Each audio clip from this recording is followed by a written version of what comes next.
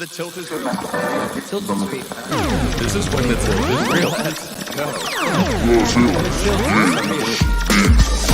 Welcome to another episode of The Tilt is Real Fantasy Podcast. Coming to you live from the chef's table, here are your hosts, James Crease and Juan Pena. Let's go.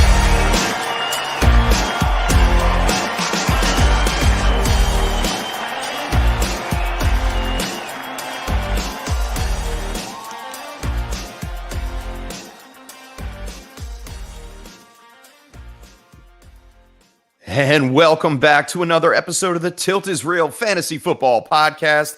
I am your host, James Crease, and it is August 17th, and we are here for episode 65, tilting through the rankings. We're going to be diving into some running back twos, and along here to do it with me, as always, my co-host and brothers in arms. Oh, my. Yeah. Chef's making drops about it. Wow. We're What's gonna up, be running everybody? through it. We're gonna be running through it vibe. all night and day. I like that vibe. Wow, that was a hell of an intro, huh, guys? Yes, sir. I'm sorry for anybody that got their ears bleeding now. To join with me, as always, Mr. Juan Carlos Pena. What's going on, bud? Chef, happy to be here. Happy to be back in the studio. No lag. Thank you for that musical intro. Usually that's Mr. Swanson's department to provide the music, but thank you for that. Yeah, happy to be here. What are we? 21 days in a wake up. Something like that, bro. Yeah, something along those lines. Oh, I love when we get to that point where you start doing that. It's almost here. Yeah, we're less than a month away. We're drafting. It's draft season, Chef. I'm excited. Like, we're going to talk about running backs today. So it's a big day for us because the RB2 is where we live, in the flex and in the tilt. And that's where we'll be tilting on Sundays really, really soon. That's what's up. And Mr. Swanson, you look like you're in some new digs over there. Mm-hmm. Yes, sir. So it is Wednesday, my dudes, in my brand new digs right here up in the old log cabin. This will be the future. I'm kind of working out where I'm gonna put the studio set up because moving is an arduous task, as I'm sure everybody who's ever moved knows. So we're figuring out where we're gonna put stuff, and I'm gonna set up a nice little office, something that has a nice background like this. I don't know if you guys can see from here. That looks pretty cool there, though. Oh, that's dope. But that's the river right there. It's hard river. to see. Yeah, on the river. So, but not only am I happy to be here with you guys, I'm very happy to be here with Justin, Ant, and Zach, who are already in the chat. What is going on, guys? What's up? Justin had his draft yesterday. I'm looking forward to see what he's got there. Right. It's draft season, baby. It's draft season. I can't wait. I like watching the results. Like, if people send me their draft results, I look at them. I'm like, yeah, let me see where this guy went, where the values are, where so-and-so going. Because the real drafts are so much more accurate to what your live draft is going to be than what ECR, ADP, mock drafting. The computer's a bot. It's mocking at the end of the day. No matter how good a job Sleeper does at trying to simulate a draft, it's never the same as a real thing. You never had that random, a Verlasso Salmon bro coming and throwing monkey wrenches into the draft and making things different. Oh, I love this already. I'm looking at Justin's squad right now. I'm gonna rattle this off real quick here. All right, so Justin's squad he's got Matt Stafford and Trey Lance at QB, which I absolutely love because the name Matt Stafford's on that list. He's got Aaron Jones and James Robinson. Mr. Swanson loves them. Let's go. Chef doesn't. Yeah, I don't. And Javonte Williams, Michael Carter. I like that. Rojo. He's got Tyreek Hill. I think of right side looks like Allen Robinson, DJ Moore, Michael Gallup, Antonio Callaway. I mean, JJ might be Justin Jefferson. Yeah, that's Justin Jefferson. Oh, I saw JJA. Yeah, that makes more sense. No, JJ and A-Rob. His receivers are loaded. He's got the value at receiver is kind of so crazy. That is crazy. Let's go. That's either Justin Jefferson or Julio Jones. I'm not sure which one, but either way, that 3 wide receiver set is nice with DJ Moore as the 4th.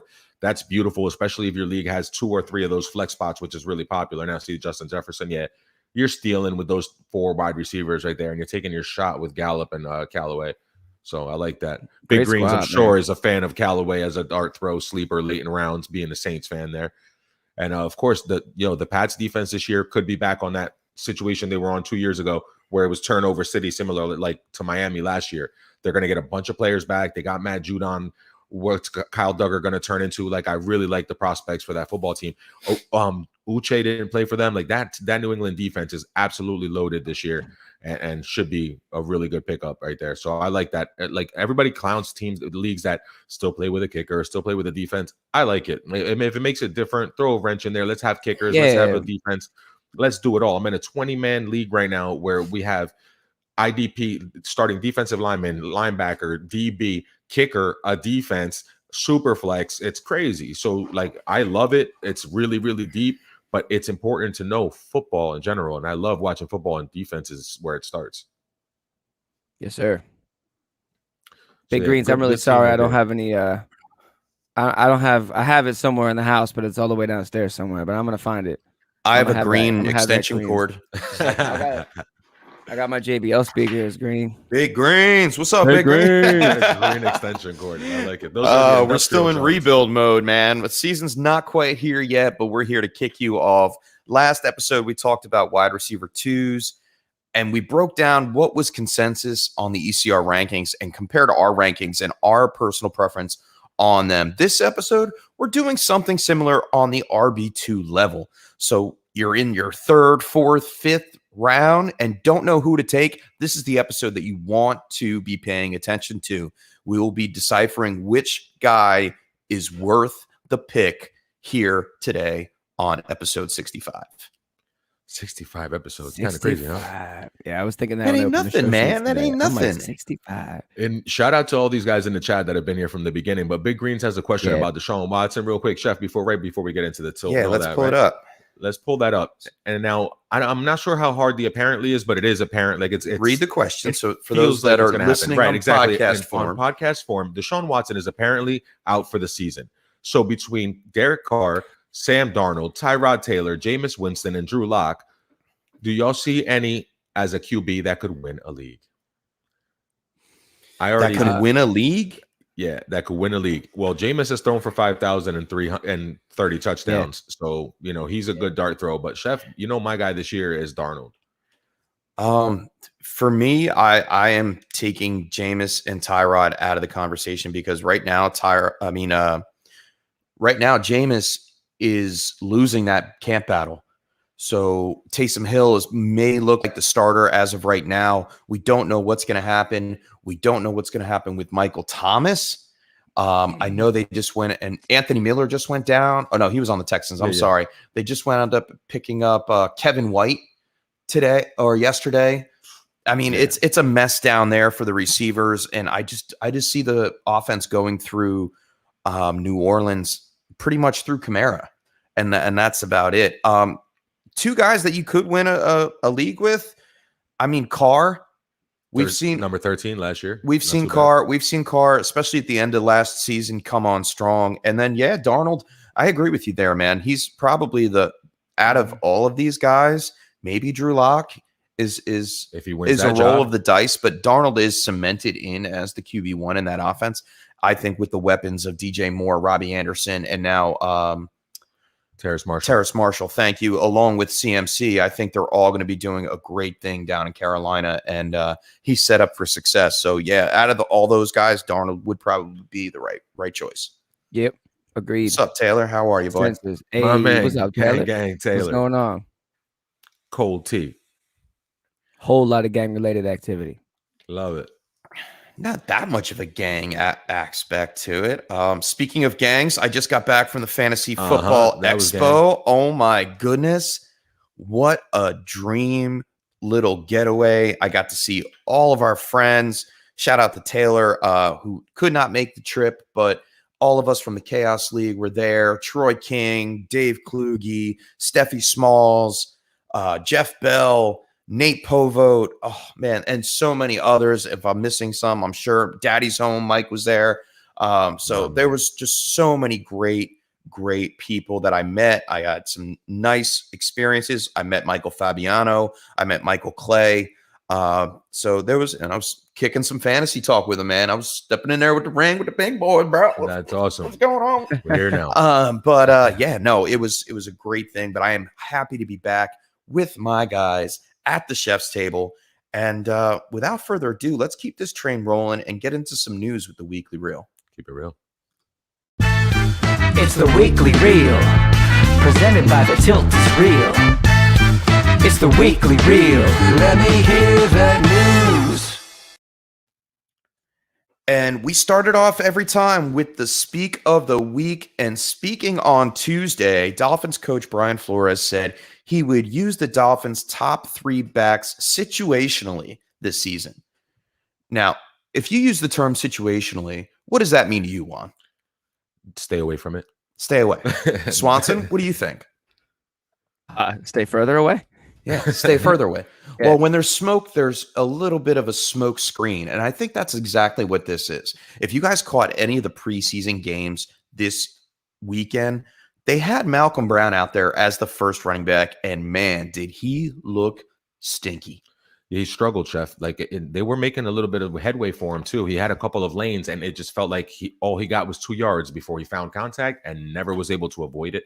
Never broke a tackle. It looked really, really bad. And I was wondering why they weren't bringing Gaskin in a little earlier. Well, my whole thing was I think they were trying to see what they really have in Malcolm Brown in real time, and he looked like the Malcolm Brown of last year. He flashes in the preseason and then is really fantasy irrelevant come the regular season. In my opinion, I think it's Myles Gaskin's job. And then the other guy I would think about picking up at the end or on waivers would be Salvon Ahmed. Yeah. Because that would be the way to do it. Obviously, if we're talking redraft, you don't have to worry about drafting Salvon Ahmed. But I like Myles Gaskin, and this news is going to push his value down in ADP. So we're talking later round running backs today. He may be one of them that we're going to talk about. Oh, we're 100% we're going to talk about him because we're going to play the Would You Rather game with Myles Gaskin sort of late in this episode. Stay tuned. Oh boy, good. I like that. Trade talk. Saints signed, we mentioned this in the opening, Kevin White, formerly of the 49ers. Now, Kevin White was passed around from the Bears. He got picked up on waivers from the 49ers. Now he was waived again. Now he is on the New Orleans Saints. They are reaching. They're reaching, bro. It's sad. Chef, I got a little something that's going to be news here. I'm going to put on my Swami clairvoyant, I can see the future kind of hat on right here. One of those Dolphins wide receivers that are so deep, once everybody's healthy and back, is going to end up getting traded to New Orleans. I don't know if his name is Preston Williams. I don't know if his name is Albert Wilson. One of those guys at the Lynn Bowden, somebody at the bottom of that roster is going to get traded to New Orleans because they need another receiver. And Kevin White, no offense, it's been a long time and he's been around back and forth and he's a tall receiver and all that, but you're not filling Michael Thomas's shoes or anybody's shoes with Kevin White. Yeah, no, and they need help. And speaking of leaving some shoes there, Eagles waived injured running back Kerryon Johnson. He can carry on somewhere else. He's carrying on the waiver wire now because he is out there unrestricted. Let's see who picks him up, if anybody. Yeah. It's just wheels up for Miles Sanders, who we are going to get into a little bit today, and Kenny Gainwell. So I'm excited for that. And I know at the beginning of the offseason, Kerryon Johnson went into the Eagles. Everybody's like, oh, he's taking Miles Sanders' job, blah, blah, blah, blah, blah, blah, blah. Who said that? Oh, man. Everybody. Did you hear people say that? I mean, everybody in our dynasty league, at least, people were like, oh, sell Miles Sanders. I'll buy Miles Sanders. Get out of here. Are you serious? I wish I saw that. No way in heck. He couldn't even beat Jordan Howard on the roster. Who was that, Ryan? Dan? No names will be mentioned on this podcast. I'll bring up names. I'll write them in the private chat later. Big money got made this week. Seahawks signed Jamal Adams to a 4-year, $70 million extension through 2025. Now, we don't normally talk about defenses here, but he is the highest paid safety in the game. $38 million guaranteed. Get money, get paid. I can make an argument that Jamal Adams is the most impactful defensive player on any football team. Like, Jamal Adams plays every single position. He had 8 sacks last year. Like, he's a guy that can get after the quarterback from the safety position. He's not the best cover one-on-one guy, but if you're talking about hybrid safety linebackers, which is where the league is going, he's a star. Yeah, Justin, I'd be happy too because it gave you extra draft capital. So right here in the chat, Justin is saying still happy the Jets traded him. And I'm sure to help the rebuild, that was a great move. But Seattle, who's trying to take that next step, having him and Bobby Wagner on that defense makes them compete at least in a playoff game. He can single-handedly disrupt the game and make a couple plays just enough to give Russ the ball back late and have them come on a drive and win a game. So, shout out to them for keeping him around and signing him to that 4-year deal. In other news, Jaguars released Tim Tebow yesterday. The party is over for Tim Tebow. 34-year-old Tim Tebow, and Urban Meyer put it quite frankly, hey, listen, you're kind of old. You gave it a shot, but you're not going to make it, and you probably won't make it anywhere else. So good luck with that. Yeah. So long. Peace out, Tim Tebow. What's next? Hockey? Like you just go. Tim Tebow starts, playing. I thought he did well on College Game Day as a sportscaster. That's what he should be doing, he should have just kept with that, but he made. Either way, he's gone. He gone until he's back again somewhere. I like this defense stuff. Big Greens is saying that Jamal Adams isn't the best safety in his division. I think he's talking about Budda Baker, and maybe he is, but I like Jamal Adams a lot. Yeah, Budda Baker's pretty good, and he's a good young player and all that, but he doesn't do the things around the running game and blitzing and disrupting the passing game that Jamal Adams does for me. Someone that's going to be coming back on the field, man, is Courtland Sutton. Vic Fangio says that he's taking a step forward soon and said he could possibly be available to play Saturday. Now, Sutton's coming back from a torn ACL and did not play in the Broncos preseason opener. He was pretty much out all season long last year and has been eased back into practice. It's just another weapon for whoever wins that quarterback competition there in Denver. Absolutely. And we saw him at the tail end of 2019 really come into his own, and he had a Pro Bowl type season, at the end of that. And he's a big target, big body dude. And I like that they want to try to play him this week, but I would hold him out. Like all these guys that are, tinkering around with injuries and they have those soft core injuries or returning from ACLs and all that, just leave them alone. Like you don't need to play in these preseason games if you're Courtland Sutton. You'll be fine. It might take you a week or two in the regular season. Practice like you're going to play. Don't play. Just don't go out there and risk yourself in a meaningless football game. Yeah, we really didn't see too many injuries Not yet. This weekend. The one was the David Montgomery thing where he limped off the field after the first series. But for all intents and purposes, I believe he is just fine. But we won't see him for the next few weeks until the start of the regular season. I would not see him until week 1. You shouldn't bring him out. Not till week 1. Yeah, nope. I like what Big Greens is saying right here, just to interject. Drew Lock is going to have Josh Allen type progression this year. That's my bold QB prediction this year. And I got to say, that's bold. I like it. It is bold, but like if you were to say the same thing to me about Josh Allen before Josh Allen got hot, anybody might be like, really? But listen, with Pat Shurmur being there, I would like it if Drew Lock became Kirk Cousins. Like I'll take that. He doesn't have to become Josh Allen. For Courtland Sutton, Jerry Jeudy, Noah Fant, KJ Hamler, like for those guys to develop, it would, if he turned into Kirk Cousins, it would be okay. Sure. Right on.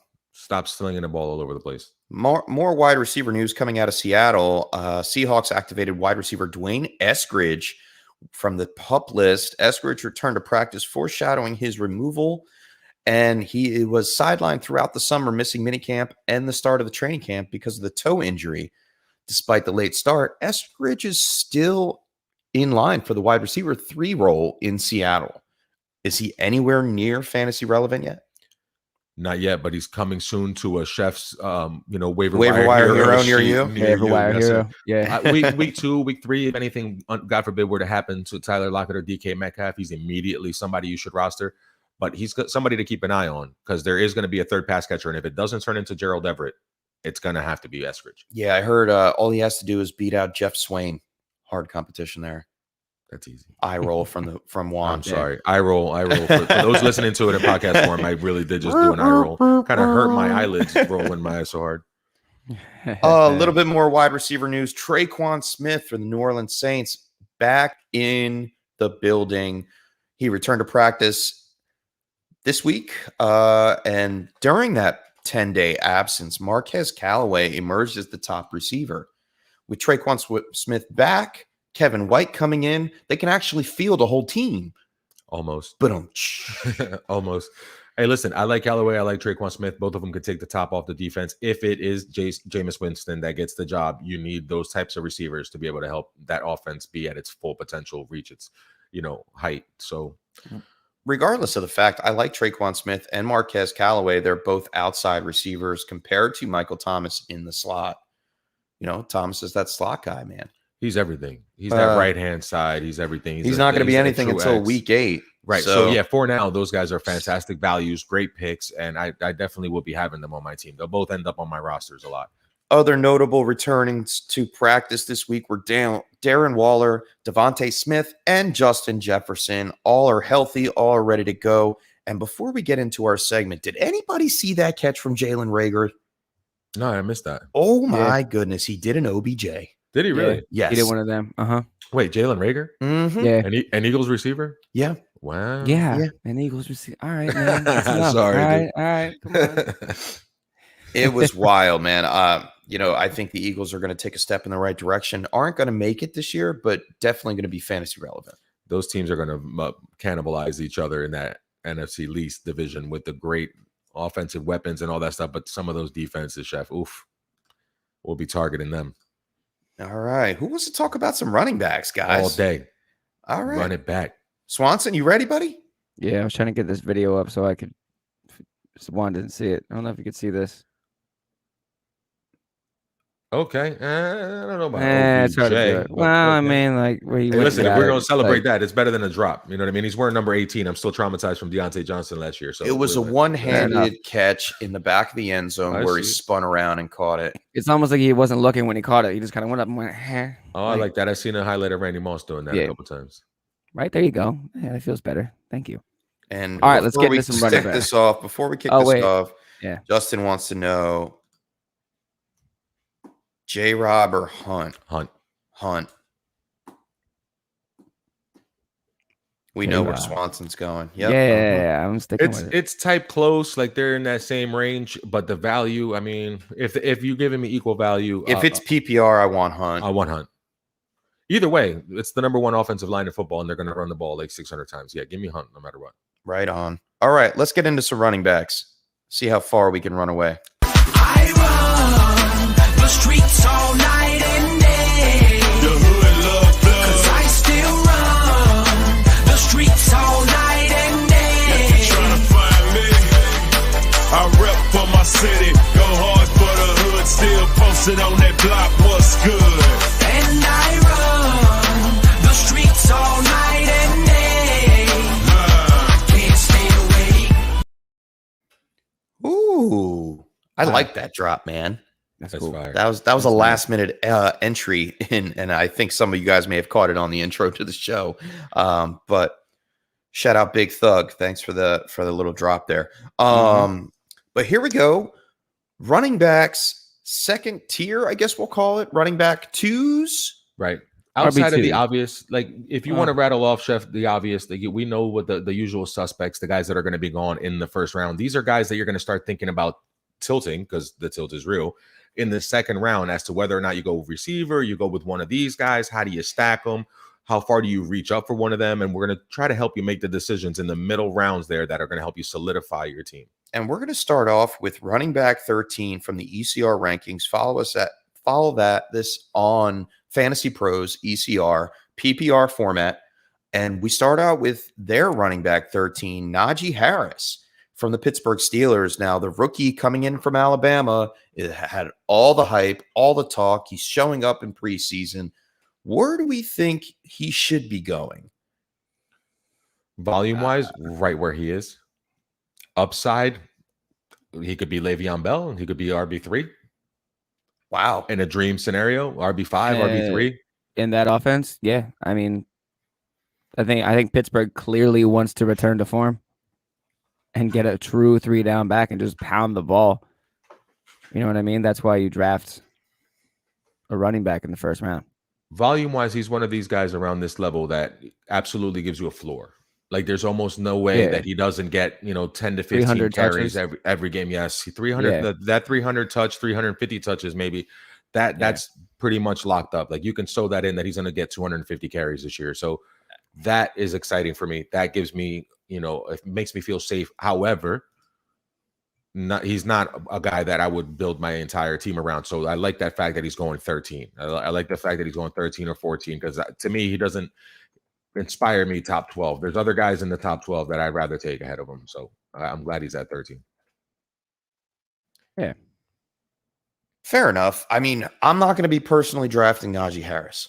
I'm going to be contrarian to this take. I know he's going to get the work. I'm very, very suspect about how the offensive line is going to hold up. They brought in some younger guys. It does not look like the same offense. I think the defenses in that division are going to hold firm against the Pittsburgh Steelers. Big Ben is old, washed up. They're going to have to rely on him to throw the ball. And when they know that he can't be mobile and throw the ball, they're going to wind up running it down, trying to run it down their throats with Najee Harris. Defenses know when it's coming, and they're going to put a stop to it. So although I agree with you, Juan, with the volume, he's probably going to get 300 touches this season. Whether or not they transfer into touchdowns is something that I'm a little worried about.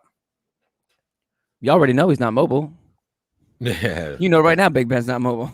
So, I mean, the problem with Najee Harris is the price. The problem is that he's going 15th overall, somewhere around that range.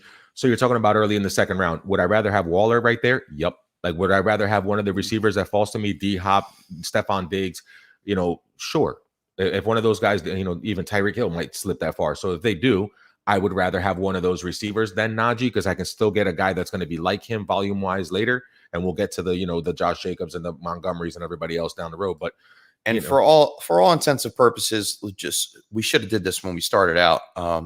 Jonathan Taylor, Nick Chubb, Antonio Gibson, Joe Mixon, those were 9 through 12.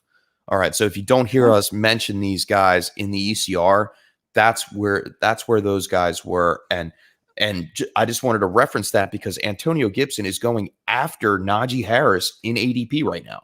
I would definitely take Gibson over Najee Harris because we've seen the production already. I know we're drafting in a couple of days. I don't want to tip my hand, but I got Gibson somewhere right around Nick Chubb, 7 or 8. I'm really bullish on I have Gibson at 10 right now. Yeah. And I'm hoping I'm drafting in the front, not the back after making that statement. Don't have me drafting one spot ahead of you. I'm not saying a word. I hope we're never drafting one spot away from each other ever again, man. It just works better when we're on opposite sides of the draft board. You stay over there. Which reminds me, we have to get together and figure out when we're picking, where we're picking. Yes, sir. We were talking about doing it maybe yesterday. Juan and I were talking, maybe we do it on air when we do the mocks after or before one of the mock shows. Yeah, but that won't happen. It's because the draft is too close. So yeah, draft is too close together. We're gonna have to figure something out. Maybe we do a late night little episode, just a little draft thing, and post it out there. That'd be fun. Sure. Doing the mock next week. No, we are 2 weeks away from the mocks. We have done the tight ends, the wide receivers, and the running backs. QBs. We're going to talk about some QBs next week, Justin, and then we will be in on another mock draft before the season starts off. And you know what? We might go back-to-back mock drafts. We have to. One super flex, one regular. I was thinking. That sounds great. Yeah. Show sheet written. Let's go. Put it in ink. Done. All right. So back to this ECR. Where are we at? I am losing my place. Number 14, Clyde Edwards-Helaire for the Kansas City Chiefs. Man, I'm all in on CEH this year. Thank God. As my RB2. Yeah. Oh, I thought I was going to have to come in here and argue so much with you, Chef. No, man. I'm on board. I'm on board with the offense. I'm on board with his competition. I am on board. I am on board.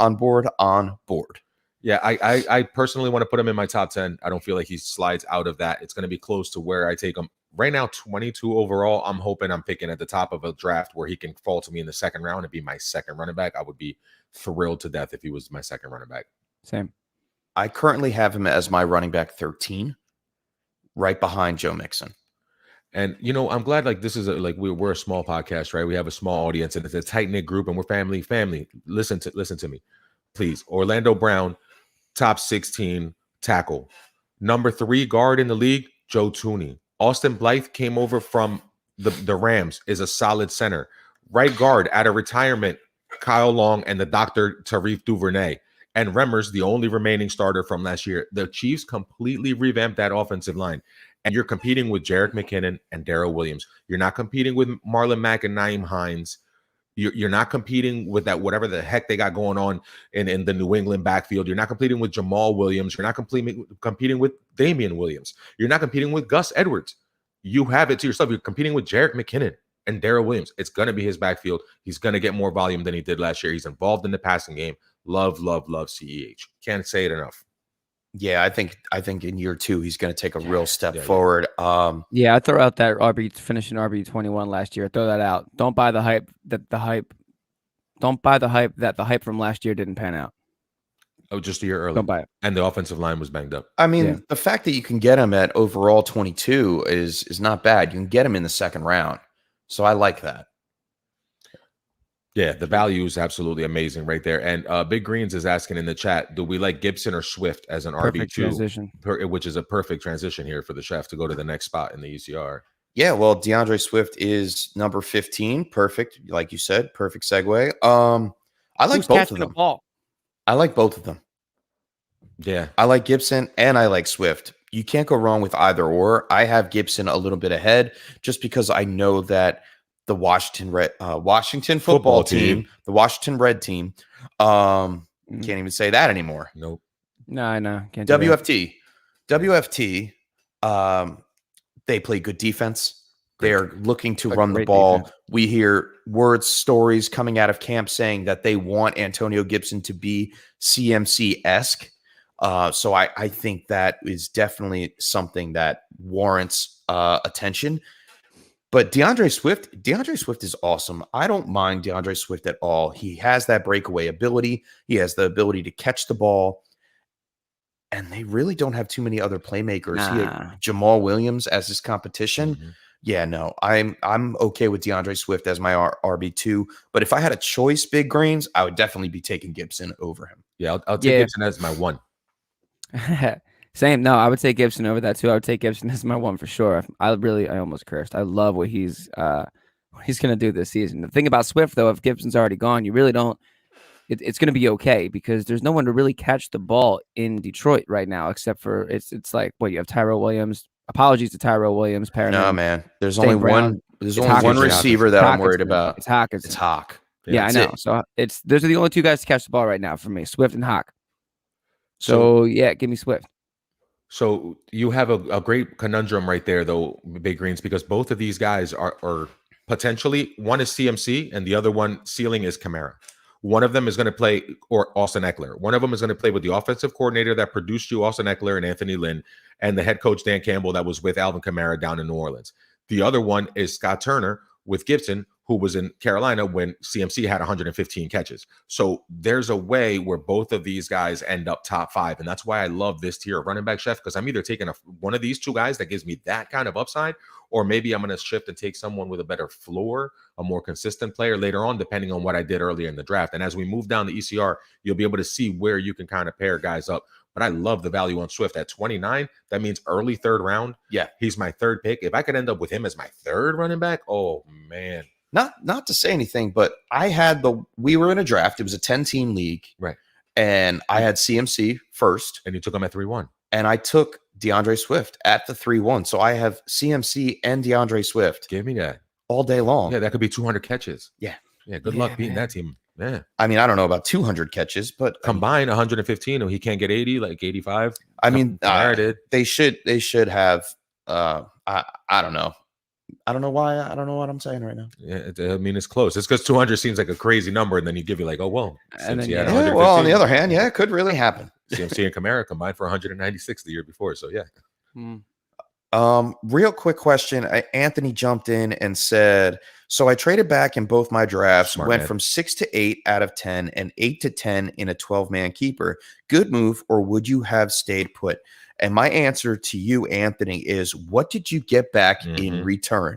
That is the whole point. If you're going to be trading back in your drafts, you better have picked up some draft capital, possibly in the 4th or 5th round, the money rounds for wide receivers. Or a move up. Like if you moved down 2 spots and then moved up 12 spots in the 3rd round, something along those lines where you solidified your team. Like I'd be able to make that kind of a move, especially if I'm not sure who to take at 6. Like if I have my doubts, I have my 1 through 7 pretty sewn up. But from 8, I would probably move down to the turn in any league that I was in. All right, so that was a good question from Anthony. That's like to be continued. If he's still watching or listening, he'll throw it on there. Throw it back up there, Anthony. Shout out to Anthony. He wrote into the show a couple weeks ago. We helped him out with his keeper league. This may be the same keeper league. Maybe, but that was a lot of fun for sure. All right, who are we at here? Chris Carson, ECR 16. Now it's Chris Carson. We've seen his ceiling. He can be a wide receiver 1 sometimes. Running back.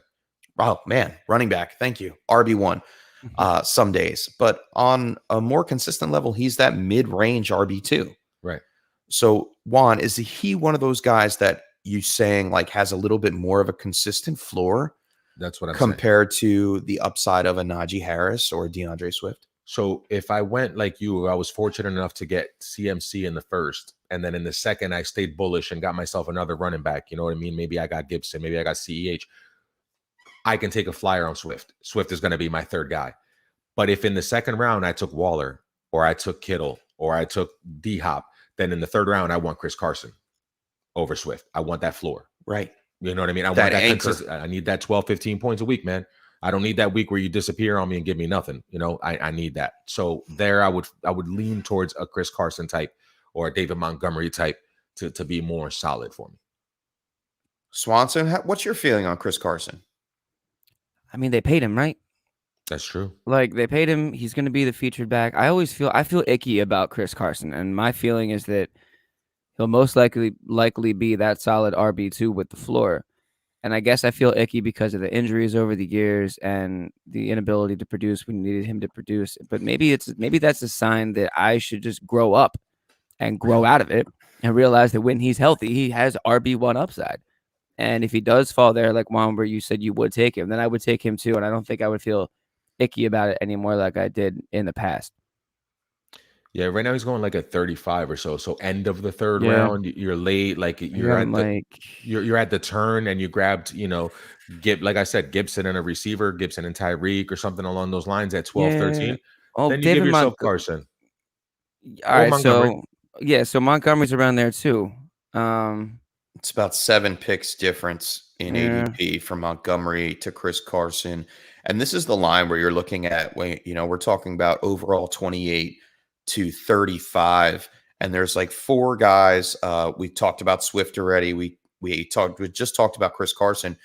We haven't talked about David Montgomery yet. And then I guess we could put these guys in order a little bit for fun as we get through the next couple of guys. Let's do 17 and 18, and then we'll go back and be like, hang on, because that's like the running back 2 tier right there. There is a tier break between, that's a tier 4, tier 5 kind of break right there in running backs. So let's get into David Montgomery and then one more guy from the Baltimore Ravens that I would love to talk about.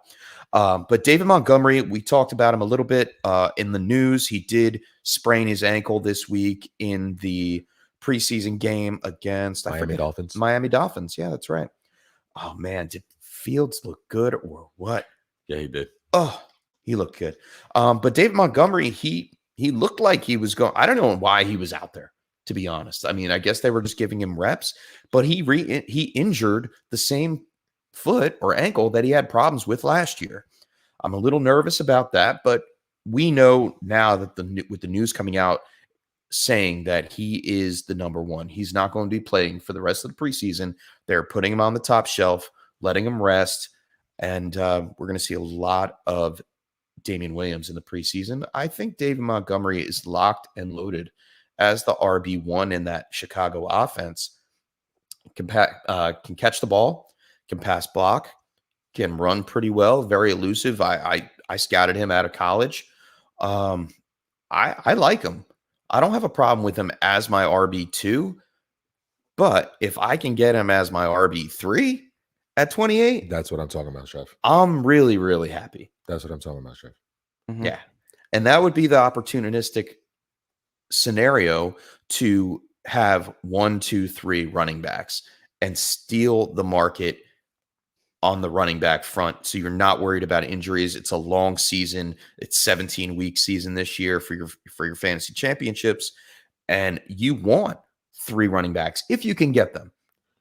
Yeah, you don't listen to what we're saying and try to jump out the window. Right. Don't reach for it. But if it falls to you, I'm not upset about it. Because what happens is runs happen. And if you go in with the mindset that you're going to take 3 running backs early, and then Montgomery's gone, and you're down to, and Miles Sanders is gone, and Jacobs is gone, and you're down to like Gaskin or Javonte or someone like that, you don't want to overpay in the 3rd round for someone that you were supposed to get in the 5th, no matter what your draft is doing. Because you know what? If they're doing that, then receivers are falling to you. And then you have A.J. Brown and Terry McLaurin and Justin Jefferson. Like, one of those guys is going to fall to you. And you're better off taking one of those elite top 5 type wide receivers than an RB15 or an RB20. But if you can grab a guy that he was RB4 last year, Montgomery.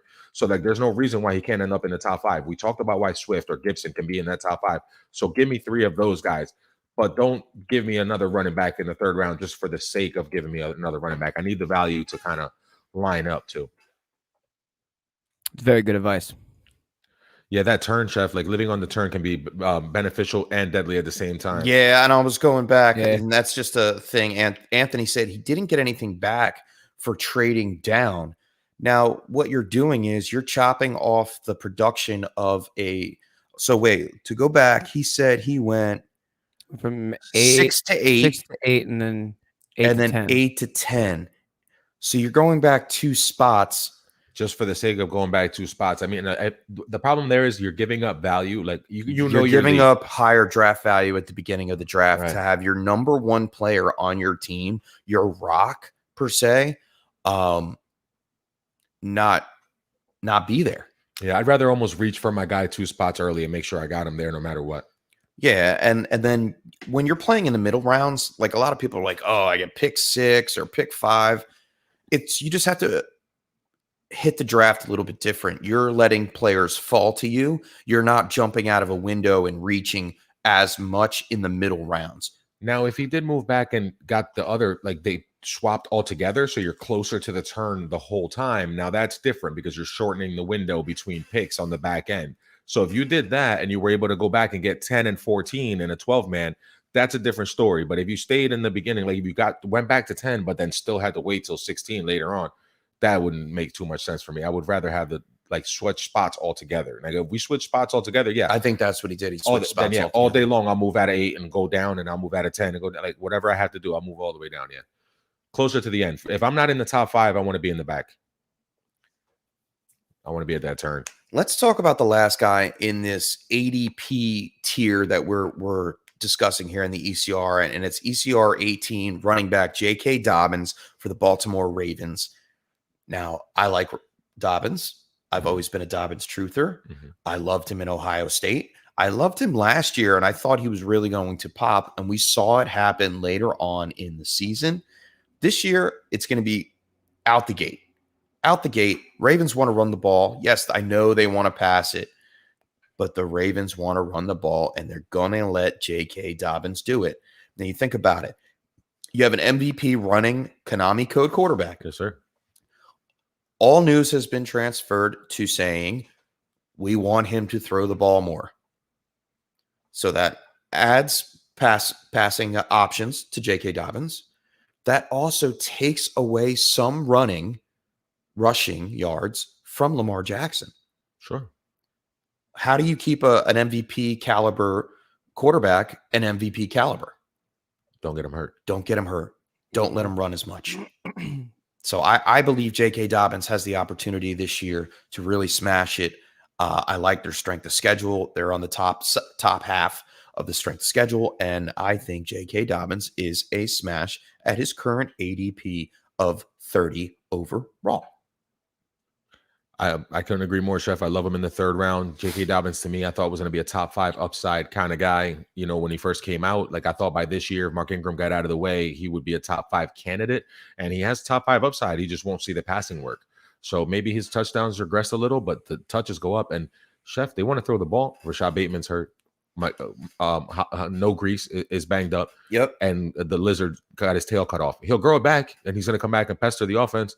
But you know, like your people are hurt, so they're gonna have to do what? Run the damn ball, and then they love doing it, and Roman loves to do it, and J.K. Dobbins is a star, so I love him here as if he's my 3rd running back, I'm leaving every draft happy.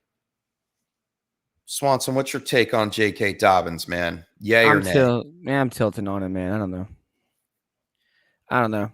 I feel like it might start one way at the beginning of the season and then end up a different way at the end of the season. It scares me. And it almost makes me wonder, like, is J.K. Dobbins' value here, or is Gus Edwards' value at ADP 102 going as RB 44? Is that the better value? That might be the better value. Would I rather wait and grab someone like that and around here? Maybe, I don't know. I would take Monty or even Sanders. I see the workload, and I see so things changing from the beginning to the end. Let's do that. CEH, David Montgomery, DeAndre Swift, J.K. Dobbins, and Chris Carson. All right, so out of those 5 running backs, we're going to put J.K. Dobbins up against each one of them. So we are all in consensus about CEH being ahead of him. CEH. Right? Correct. How about David Montgomery? Montgomery. I'll take J.K. Dobbins. DeAndre Swift. Swift. I am also with Swift. Chris Carson. Again, Dobbins for the upside. If I already have 2 running backs, if I need a second running back, I'm going to rely more on Chris Carson to be my 2. Okay. I'm going J.K. Dobbins over Carson. I'm right on board with everything Juan said. That's right where I have it too. And that's the tilt. Okay. That's the tilt. All right. Fair enough. They're all in that same neighborhood. I love their value right now. If you can get these guys, in some drafts, guys, he's going to fall to the early 4th. One of these guys is going to fall to you in the early 4th. And I'm thrilled getting my running back 3 in the 4th round if I took a gamble on a tight end or a QB somewhere in the 2nd and 3rd. Fair enough. I like it. All right. Let's keep going. Going to Philly. Miles Sanders. We talked about Kerryon Johnson being exiting the team this week, being waived from injury. And that's just wheels up for Miles Sanders, in my opinion. That and Kenny Gainwell, obviously. Yeah. Kerryon being gone is like, at first you're like, Sirianni comes from a mindset where there is a timeshare for running back. So seeing Kerryon go leads me to believe that they didn't really need him, even though it was an injury designation. I feel like they weren't really scrambling to fill a role that Miles Sanders wasn't filling. I really think, since it won't be as much of a timeshare, between Gainwell, Scott, and Howard, he might trust Sanders to handle the ball more than he has in the past. And reports from camp that he's taken a majority of first-team snaps and doing really well with them. And the O-line is healthy, which is for the first time in a while. Yes. The O-line is healthy. And that is really the biggest piece. I probably should have led with that, but that is the biggest piece. So seeing, with everything I just said, I feel like Sanders is a rock solid RB2 with RB1 upside for sure. And I'm taking him over Gaskin, Jacobs, Carson, Dobbins, and might stop at Swift. Wow. And that's crazy because his ADP is 38. So he's going behind all those guys. Yep. We talked about Montgomery. We talked about Dobbins, Swift. They're in the beginning of in the middle of the third round, rather. Third round, yeah. And Miles Sanders is all the way in the 4th round. Early in the 4th, yeah. Yeah, 402, I believe it is. So if you can get Miles Sanders as your RB3, and he does have the RB2 upside, RB2 floor, really. Floor. He has a floor of RB2. Yep. And I think he's just been pushed down the rankings so much because we had a crowded backfield, because he let people down last year and only had like those big couple games where, I didn't play him in the playoffs. Oh, see, that's the thing about roster construction and how you build your team, because there are about 23, 24 guys that are going to be able to help your team as running backs that you're going to feel great leaving the draft. And then there's another 10 or 12 guys that are going to pop in and jump in that mix, and you're going to be able to pick them off later on and make them your 4th choice. But go heavy on RB, get as many of them as you can, and solidify the position. Last year, there were only 2 running backs that played 16 games. Like they just don't play the whole time. They always miss a game. They always miss 2. So you need 3 because you have to start 2. So you need that 3rd guy, not to mention the bye weeks. So why not solidify it and get it where Miles Sanders is your worst starting running back? You're in really good shape. That's a really good fantasy football team.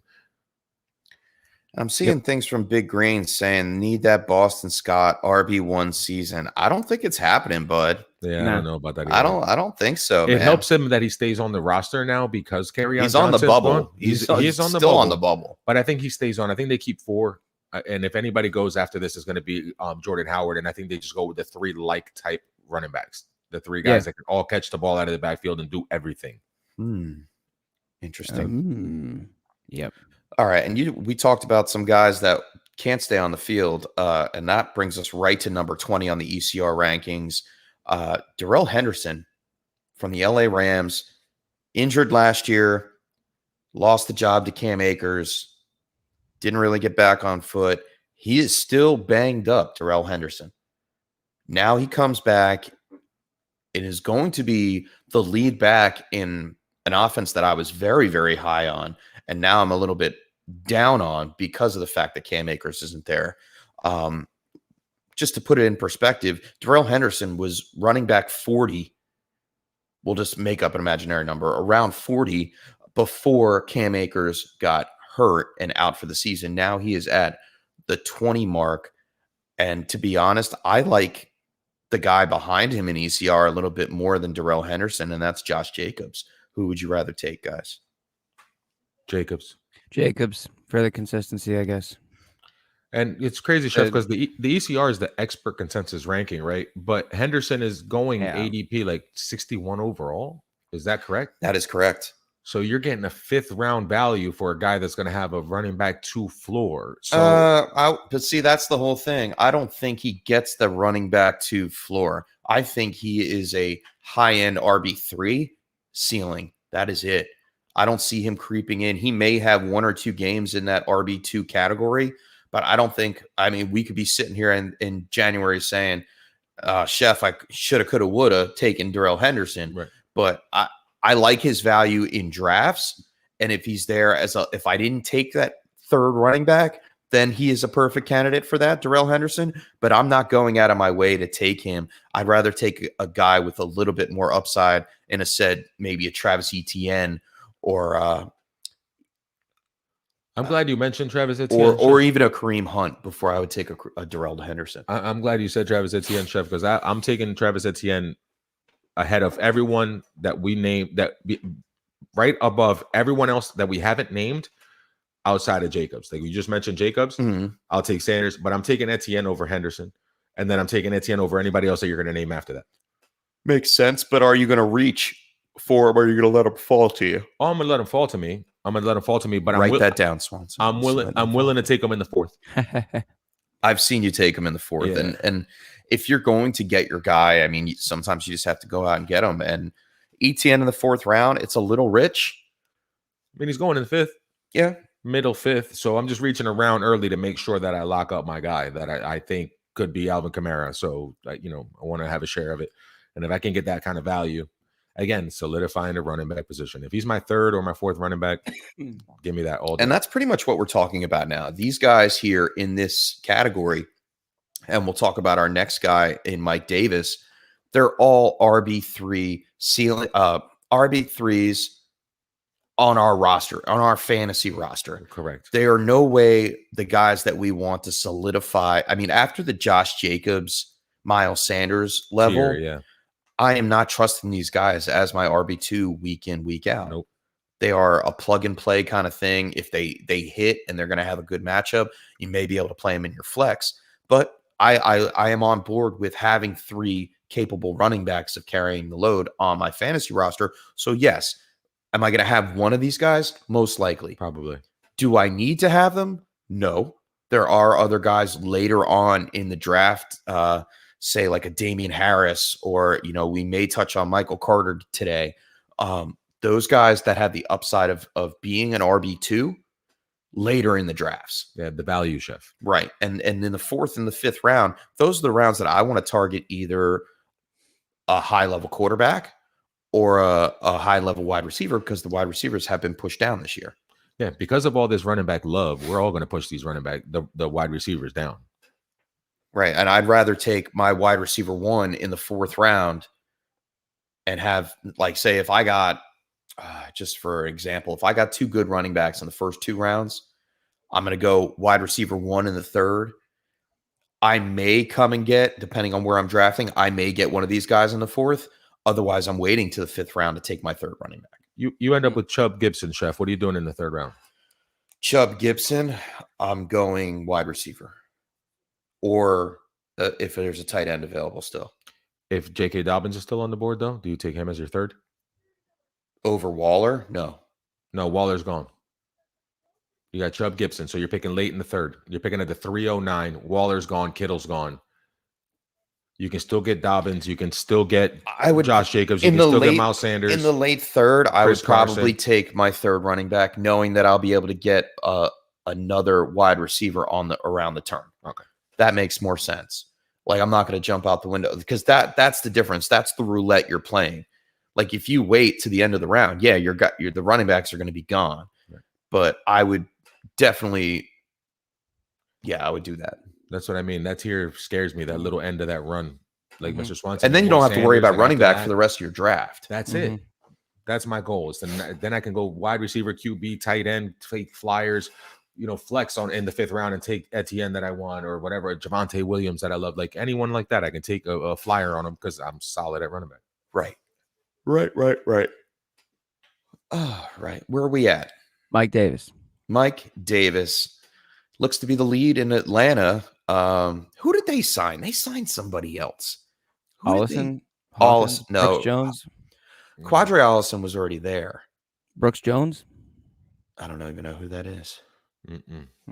All right, so we're just going to go off the... Hawkins. I know Javian Hawkins is there, but Javian Hawkins, but he's not doing as well as some of us hoped. I think he's going to make the team by special teams. So Mike Davis is the guy. I knew there was words of like Devontae Freeman actually going back there or something like that. But he went to the Saints. He went to the Saints, right? All right, so it's Mike Davis. I like Mike Davis. I don't mind Mike Davis. Mike Davis won a couple people some leagues last year. He was an RB2 and he finished as an RB2 for the Carolina Panthers, and he did not play a full complete season. I think he played only 10 games. 12. He played 12 games, and he finished with 15.8 points per game, which is a solid floor. Look, I think the number 1 back in an Arthur Smith offense is going to get touches, like a lot of touches. So yes, I think if you're like, the floor is there for Mike Davis, 100%. Yeah, totally agree. He's another guy. Him, Etienne, like this tier of guys, like these are guys that I feel comfortable taking in the 5th round, late in the 4th, early in the 5th round as my 4th running back. My 3rd, if I have 2 studs, like if I ended up with McCaffrey and CEH fell to me, then maybe Mike Davis can be my 3rd because I went receiver in the 3rd and 4th round, or I went tight end early in the 3rd with Kittle or Waller. That's an ideal kind of lineup. And then I would have a Mike Davis plugged in there. Mike Davis is a throwaway, pretty much. I'm not going to be drafting Mike Davis. If he falls in my lap late, like if he falls in drafts, sure. What's his current ADP? 53? Yeah, no. That's the ETN range. That's the Kareem Hunt range. Oh, I'm definitely taking those guys over him. I'm taking Darrell Henderson over now, him. The way I'm going with Mike Davis, if I'm going to take him at that spot, that means I went quarterback, tight end. I went more of a 0 RB approach. And then that's where Mike Davis and Myles Gaskin, Kareem Hunt, Travis Etienne, Darrell Henderson, that's when I am targeting those running backs. They could be your running back too at that point. They point. can be a running back too. It's heavy. A low end running back too. But that's the only scenario that I can see that happening. And I'm not going 0 RB this year. I am going hero RB all the way. I like that. And the chat's trying to drive the show a little bit here. So let's do it. Anthony Controller wants to know, where does the Denver running back go? Which Denver running back? That's what he's asking, I guess. And where does the Denver roller running back go? Like, the roller coaster, like where do we go? Is that Javonte Williams? I like that. I like it to be Javonte Williams, but I don't know when it's going to be Javonte Williams. I think it's a matter of, it's not if, it's when. I think it's going to start with like a balance of him and Gordon. And then I think as the season progresses, it's like fireworks time for him. I think there's league winning upside within Javonte Williams. I think they both hurt each other. They both hurt each other. We saw Melvin Gordon be capable of carrying a workload by himself. Philip Lindsay was out last year. Javonte Williams is amazing, but I think he's a year away from being in that high RB2, low end RB1 conversation. and we're going to see them go flip-flop back and forth. Javonte Williams, he scored a touchdown this weekend. It got called back from a penalty, but he looked electric. We didn't see Melvin Gordon. We don't need to, because why? Because he's the starter and he's a veteran, and they're paying him a lot more money. That's true. And listen, Pat Shurmur was the offensive coordinator for Saquon Barkley, and Saquon Barkley didn't average more than 16 carries per game. So he doesn't like to abuse his running backs. He's going to give them a split workload. We saw him do it last year with Phillip Lindsay getting the rock and all that. So they're going to split it. And I don't buy the narrative about Javonte Williams that, Melvin Gordon is the better pass catcher. Javonte Williams caught as many balls as Michael Carter in North Carolina last year. Yeah, they're both great. He's a really good running back all around. And like Mr. Swanson said, I feel like at some point though, Chef, during either through injury or just performance, because that electric thing that you're talking about, that jumps off. So if he makes enough of those electric plays, you're going to see him get the lion's share of the carries, but it'll still be 16 for him, 12 for Gordon. Like it'll never be 20 for anybody. I mean, for all intents and purposes, I think it's something similar like what we saw when Miles Sanders came into the league, when DeAndre Swift came into the league, where they took 5-6 games to actually get into playing terms where they were actually fantasy relevant. They are going to let Melvin Gordon lead the backfield, and they may give him some passing routes. They may do things third downs, see him slowly work into the offense, but he won't be top tier fantasy relevant until later on into the season. So if anything, people are going to go out and reach for Javonte Williams. I'm going to come in and try to trade for Javonte Williams when he doesn't work out in the beginning of the season. Yep, and hold him for later. Yeah. Yes, that is my take on the Denver running backs. That. Like I'm trying to stay away from Melvin Gordon unless he falls to me in the 8th or 9th round, and that's pretty much where I'm at with that. All right, so Justin also wants to know: can Michael Carter, or Javonte Williams perform to be an RB2? If so, what week are we thinking? Well, I just said my piece on Williams. Yeah, so we just covered the Williams part. Yeah, so I think Carter has a chance to go week 1. Yeah, cool. If they find themselves in a hole and they're a little bit behind, they're playing Carolina, it's kind of a shootout. I like the pass catch and running back to be Michael Carter, and I like him to get a lot of the work there. He is on top of the depth chart as of right now. I know Coleman's going to push him. I don't think Coleman does. I think he doesn't, then it's his, man. I think it's Michael Carter's job out the gate. I think they're going to sprinkle in Ty Johnson, to believe it or not. Yeah. In the pass catching role, he has shown out, and they worked him a lot in that preseason game this week, and he actually looked really, really good. So I think Tevin Coleman's there for Tevin Coleman. Yeah. Sorry. I think Tevin Coleman's there for the veteran experience with the offensive system, more so than anything else. To mentor the young kids and bring them along. To mentor them, to bring them along, to, kind of be there. Yes, obviously he's getting paid to do his job as a running back, but I don't think out the gate, it might be Michael Carter's job. So for him to hit an RB2 floor, I don't know if he does it right away. He's playing in a tough division to run the ball against. If it's anything like last year, J.D. McKissick and Nyheim Hines were RB2s. So, anything is possible. Yeah, but they're playing the Patriots twice. They're playing the Dolphins twice. They're playing the Bills twice. I mean, all those Nyheim Hines and J.D. McKissick, they were playing against the NFC East and the AFC South. That's true, indeed. Like they were playing against the Texans. I could have scored against the Texans. You're right. They were playing against the Jacksonville Jaguars.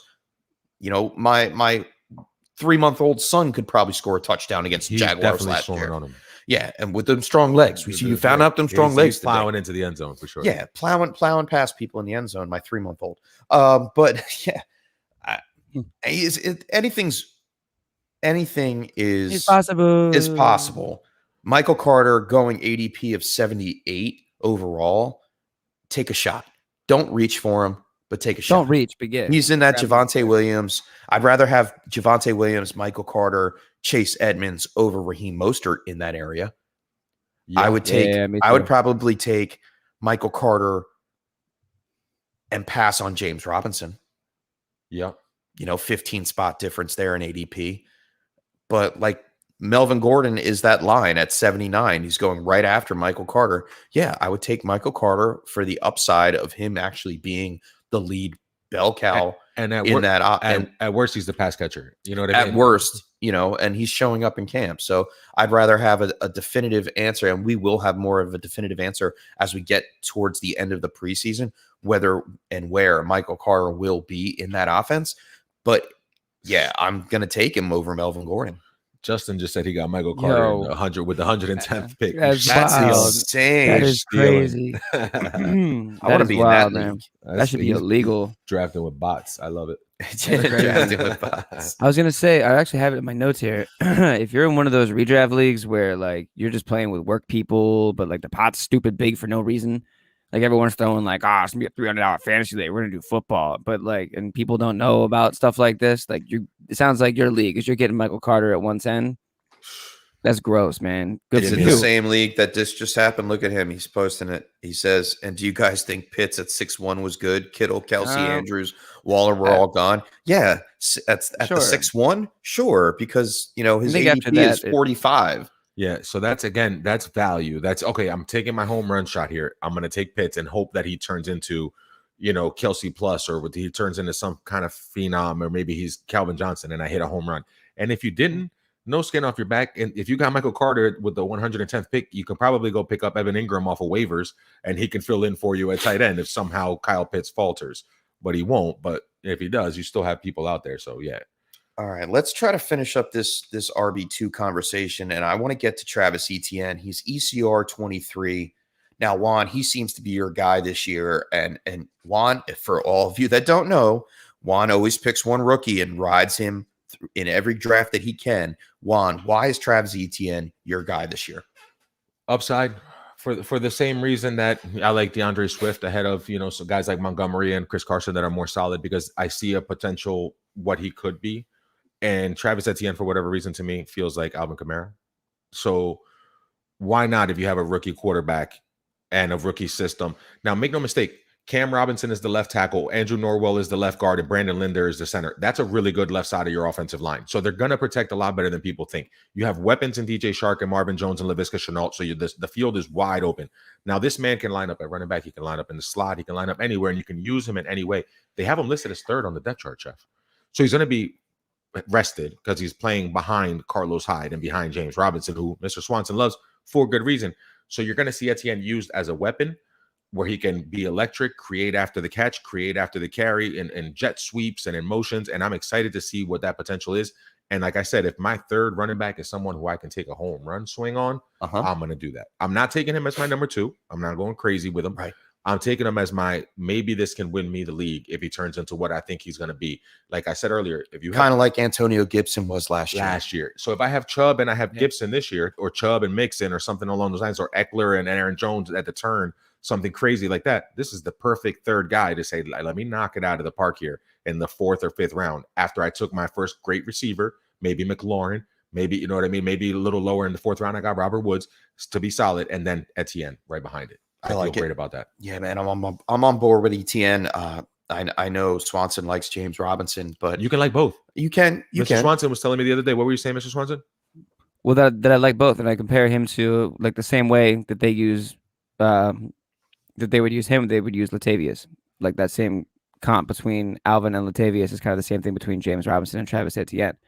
Where I feel like, and it's also I feel like that would be James Robinson would be a lot of goal line opportunity, and Etienne would be. Look, this all has to pan out. This all has to pan out that Etienne gets, because I don't think he's going to get, like, I think his ceiling might be like 15 touches a game. Like, absolute ceiling would be like 15 touches a game. But the pass catching is what's really going to go through with Etienne. And if you watch it film and if you really look at this guy, he is a baby Alvin Kamara. And there's so much to like about someone like that. There's so much to put into the Etienne Robinson conversation. There is. Robinson, 6th round or undrafted free agent. Etienne, 1st round draft capital. He played with Trevor Lawrence in Clemson. They are challenging each other every day. I watched an interview with Etienne speaking, and he just seems like the guy that is not letting anything, the bright lights, affect him. He is well-mannered, professional, and self-centered. And I'm like, wow. When you find these guys coming out of college, you're usually like, oh yeah, just another kid. No, this guy is very professional. He's all about business. And I'm going to wait for this guy to explode. He is really going to take the world by storm. For those that don't buy into the ETN hype, you're missing out. Yeah, you're going to miss it. You're definitely missing out. I mean, because next year, ETN is going to be a second-round pick. And Chef, at least you say that I fall in love with these guys, and I do. But I mean, there's always one every year. At least one or two. So I've been doing it since the McCaffrey and Leonard Fournette rookie year. Derrick Henry. I do it all the time. All right. So, but what happens is the next year they always blow up. Right. But CEH, I was a little early, right? Like with CEH and all the rookies from last year, I was a little bit early, but the hype was real, and the offensive line problems that they had there were absolutely real. Here's what the difference with Etienne is. James Robinson's already there, like Mr. Swanson said. It's like a few years ago when Alvin Kamara came in as a rookie. He didn't run the ball more than 10 times a game, but he had 81 catches. So Etienne can do the same type of thing while you give James Robinson a Mark Ingram type workload with a backup. Like instead of Latavius Murray, your backup is Carlos Hyde. So that's a recipe that seems like it can be duplicated. If we're going to talk ceiling for Etienne, it's an RB2 this year. We take it. Look at Clyde Edwards-Helaire. All right. Right. He had the pass catching, which Etienne has. He had a great offense in the Chiefs, and he wound up being an RB2. All right. Etienne has somebody else on the team in James Robinson. He's not going to get a full workload. So with production-wise, high-end, I want to say mid-range RB2 is an actual. It's realistic. What you're saying, it's a realistic final finish. Do I expect it to happen? No, more on the lower end of the RB2 scenario. But you're getting him at ADP of 54 overall. And if he does flash, he's a perfect candidate you can either play or trade. I think he has top 10 upside right out of the gate just because of the passing work. We've seen other guys crack the top 10 or top 15. That's there's too many guys ahead of him to be the top 10. I have to disagree with that. They're playing from behind. They're losing. They're still playing against Houston twice. They're still playing that AFC South that we talked about. And you have a rookie quarterback. It's not Mahomes throwing it to Kelsey and Hill down the field and being, performing chunk plays after chunk play. It's a guy that's going to have to check it down and dump it off, and an offense that's going to struggle and need to give it to people and be creative. And he's the source of the creativity. So that's why I like the upside. But yeah, I'll take. You know what? Drafting him where you're saying, Chef, I'll take it if he finishes 24. That's fantastic because he's my third running back anyway. So if he finishes 24 and flashes for me a few times, why not? Fair enough. I'm not going to argue with you anymore because, we're going to tilt back and forth. We both like him. Will you take him or Gaskin? I'd take Etienne. Etienne or Mike Davis? Etienne. Etienne or Darrell Henderson? Darrell Henderson. There's the tilting point for the Chef. Darrell Henderson. Only because he's going to get a lot more opportunity. Last guy in our ECR, Kareem Hunt. Oof. Number 24 ECR. Second running back on the Cleveland Browns. Now, we saw last year, Kareem Hunt did a heck of a job. Fantastic. Being the pass catching back there. He couldn't hold on for a full season, but I think with Nick Chubb back in the offense this year, he's the pass catching option. I mean, we've seen players like Nyheim Hines, Tariq Cohen, Boston Scott, even JD McKissick, all be fantasy relevant. And Kareem Hunt is definitely fantasy relevant. Where is he going? 55 before Darrell Henderson, before James Robinson, before Javonte Williams. Am I willing to pull the plug on Kareem Hunt or pull the cord on Kareem Hunt that around that area? Most likely. Am I going to have to? No, because we are sticking to the three RBs early if you can. Let somebody else do that. Right. Like, I'm not getting stuck with those guys. I like Kareem Hunt as a flex option, but I'm not counting on him to be my RB2, even though he is the ECR 24. That makes sense? Yeah, I mean, I'd be wary if you went like wide receiver heavy or like you followed a zero RB strategy and Kareem Hunt's your RB2. I'd feel a little weird about that. Like, I don't want to bank on Chubb getting hurt enough to draft Hunt at his ceiling, which I believe comes when Chubb is out. Correct. Mm-hmm. Yeah. Very good. That's exactly what I was trying to say. Perfect. Right. Yeah, so I mean, if he rounds it out, Chef, I'm not sure that he is the 24th for me. I mean, I would rather take Henderson over him, Edmonds over him, I have and maybe even Carter, man. Henderson, Gaskin, Edmonds, Davis, Mostert, and I'll probably have to switch it up and put ETN ahead of him as well in my rankings. But I have Kareem Hunt right now at 26. I may have to adjust. Yeah, 26. Is that where you got him? Yeah, 26. Every year.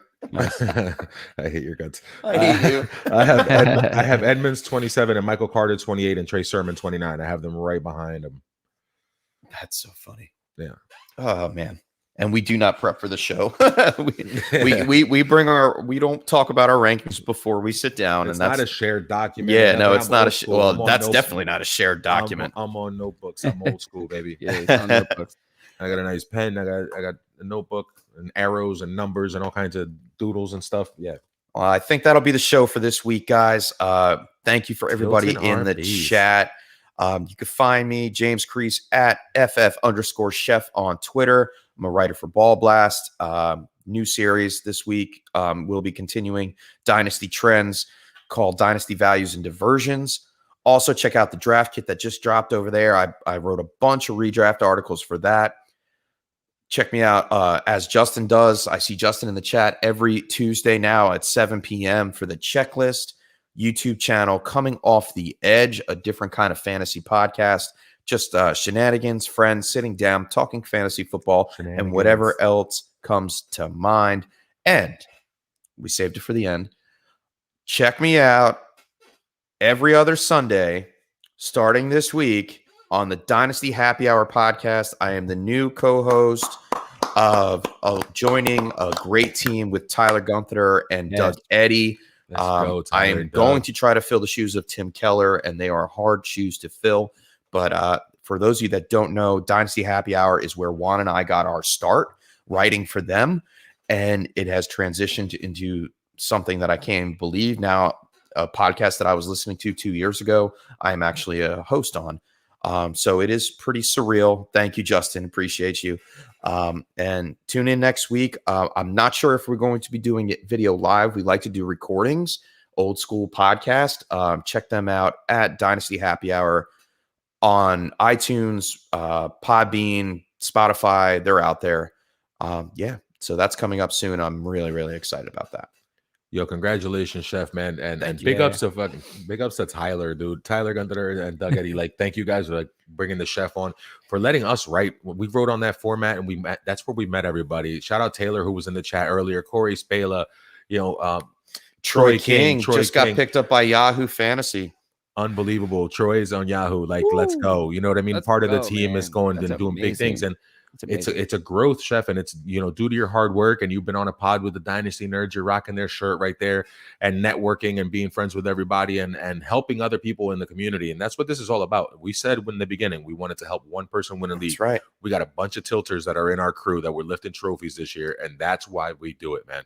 I'm Juan Carlos Pena. You can find me at FF1 of a kind and on the tiltisreal.com. Next week, we're going to be breaking down the quarterbacks, which are your fringe quarterbacks, your must-haves, and then the guys that you can stream and survive on during the season.